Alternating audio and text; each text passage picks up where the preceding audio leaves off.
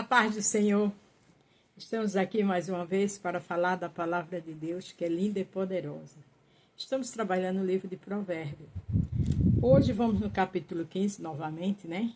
Do 25 ao 30. E terminamos com João 8, do 1 ao 11.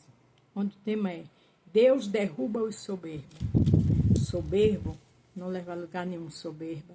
Arrogância, prepotência, vaidade, se achar melhor do que as pessoas. Nós não somos nada. Só é a gente ir no cemitério que a gente vê que a gente não é nada. Quem era e quem é o grande e poderoso é Jesus. E humildade, santidade, bondade e amor está nele. Então, vamos aprender com ele. Se você vai ver pela manhã, bom dia. À tarde, boa tarde. Ou à noite, boa noite. Vamos aprender com a palavra? Provérbio 15, a partir do 25. O Senhor derruba a casa dos soberbos, mas estabelece o termo da viúva. O soberbo, Deus derruba. Ele quer fazer isso? Não. Ele quer cuidar de todos nós. Mas às vezes a pessoa passa dos limites. Se achando melhor do que as pessoas, humilha, massacra, ignora, desrespeita, trai.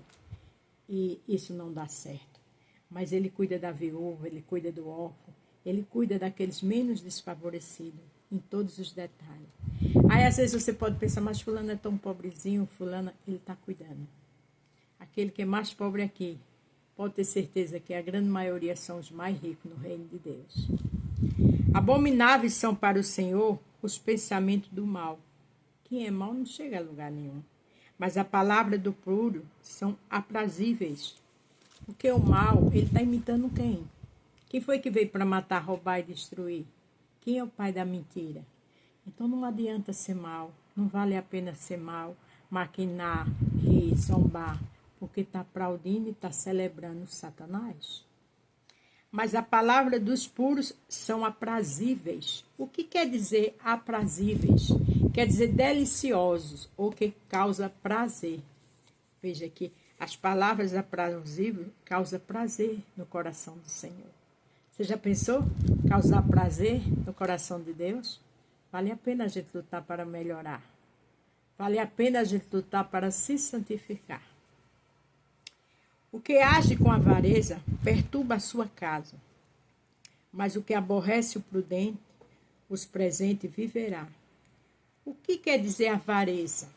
Avareza quer dizer, num ditado popular, pão duro, apego ao dinheiro. Veja, viu? O que age com avareza perturba a sua casa. Às vezes se apega tanto dinheiro que prejudica a si mesmo quem está com ele. Não vive, não passeia. Porque se pegar o dinheiro para quê? Para deixar para os outros. Mas o que aborrece presentes viverá. O que aborrece a ganância. O que aborrece até o tipo de coisa que o dinheiro fala mais alto. Esse viverá. Porque Deus tem vida com abundância para quem luta para fazer o melhor e agir com sinceridade, com coerência aqui na terra. O 28. O coração do justo medita no que há de responder. Às vezes diz assim, eu digo tudo na cara. Eu já fui assim. É ser mal educado e mal educada. Não é ter personalidade. Mesmo que a gente esteja certo ou certa, nem todo mundo está pronto para ouvir uma verdade. Então, vamos se policiar e ter prudência. Mas a boca dos ímpios derrama em abundância coisas más. O que age, veja, viu? O coração do justo medita no que há de responder. Então, tem prudência. Tem coerência, tem calma. Nem tudo se deve falar. Mesmo que a gente esteja vendo a família no abismo. O tolo ele não quer ouvir. Então a gente ora e fecha a boca. Mas a boca dos ímpios derrama em abundância coisas más. Fala demais, né? O ímpio, aquele que está afastado do evangelho tolo, ele fala pelos cotovelos. Fala o que pode e o que não pode. Fala mal das pessoas. Não conhece a história das pessoas. Isso depois vai ter consequência. O Senhor está longe dos ímpios, mas o coração do justo escutará. Aí você diz, como é que o Senhor está longe dos ímpios, que às vezes eles são tão ricos? Também tem aquele negócio que trabalha. E a Bíblia diz que todo trabalhador é digno do seu salário. Tem crente que é preguiçoso e não tem nada. Tem pessoas ímpias, pessoas que não creem em Deus, mas que trabalham, que têm dignidade, Então, eles estão fazendo para o seu futuro. Eles não estão errados. O Senhor não faz acepção de pessoa. Ele é justo. Mas o coração do justo escutará. Aquele que é justo. Aquele que anda com dignidade. Quantas vezes Deus não dá livramento a você? Por quê? Pelo seu lado justo e sincero. A luz dos olhos alegra o coração. A boa notícia fortalece os ossos. Nada como uma boa notícia para fortalecer nossos ossos, né? Mas aqui diz uma coisa interessante. A luz dos olhos alegra o coração. Tem algo aqui que fala de coração. Está aqui em Mateus 6, o 22, que diz: a candeia do corpo são os olhos. De sorte que, se os teus olhos forem bons, todo o teu corpo terá luz. Então, a luz do mundo é quem? Jesus. Vamos ter uns olhos bons. Vamos parar de falar demais. Porque, veja, viu? A candeia do corpo são os nossos olhos. É a luz. De sorte que os teus olhos forem bons, todo o teu corpo terá luz. Então, é muito cuidado com o que a gente vê e com o que a gente fala. Muito cuidado com o que se cobiça com os olhos. Porque muito cuidado com a censura com os olhos. Porque o seu corpo, a candeia dele é seus olhos. Se for bom, tem luz. E se não for, é trevas, né? Então, falamos em Provérbio 15, do 25 ao 30. Agora vamos terminar em João 8, do 1 ao 11. Lembre-se do tema: Deus derruba os soberbos.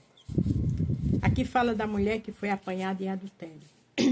Porém, Jesus foi para o Monte das Oliveiras. Pela manhã cedo, tornou para o templo. Todo o povo vinha ter com ele. Então, assentando-se, os ensinava. Veja que de manhã o Senhor Jesus já estava no templo. Lugar de crente é ter responsabilidade no templo. É adorar a Deus.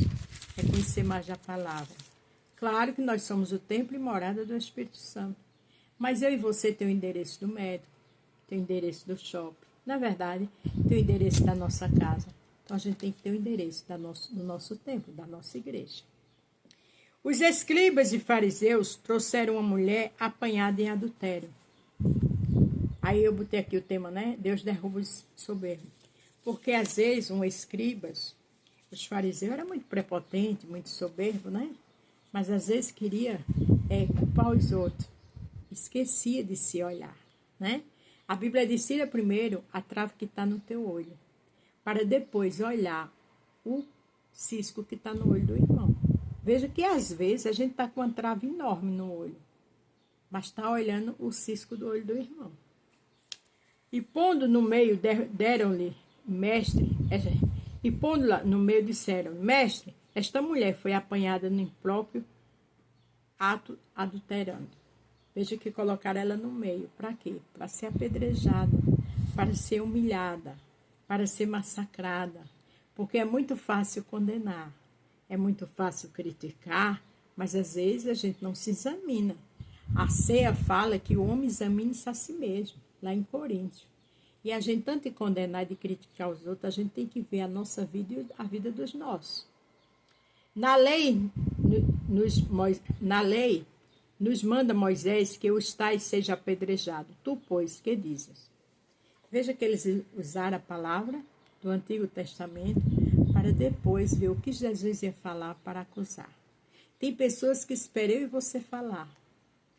Quando estiver no meio de víboras, quando estiver no meio de escribas, de fariseus, não fale nada, seja prudente. Isto dizia a eles, tentando para que tivesse de que o acusar. Mas Jesus, inclinando-se, escrevia com o dedo na terra.